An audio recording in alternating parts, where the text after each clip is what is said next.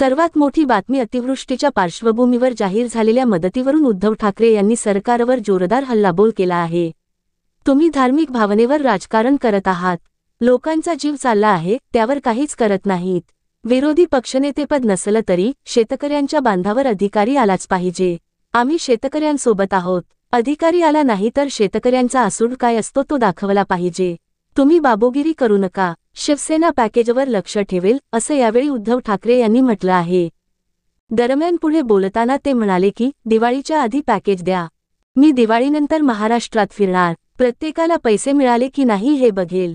हाच शिवसेनेचा कार्यक्रम असेल, आम्ही गावागावात जाऊन शेतकऱ्यांना पॅकेज मिळवून द्यायला तयार आहोत।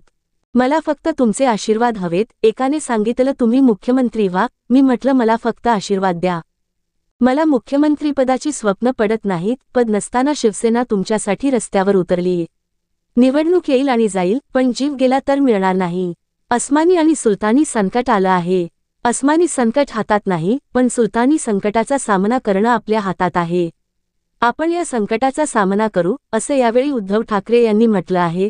सरकारने आता जे पॅकेज जाहीर केलं आहे ते फसवं पॅकेज आहे असा आरोपही यावेळी उद्धव ठाकरे यांनी केला आहे।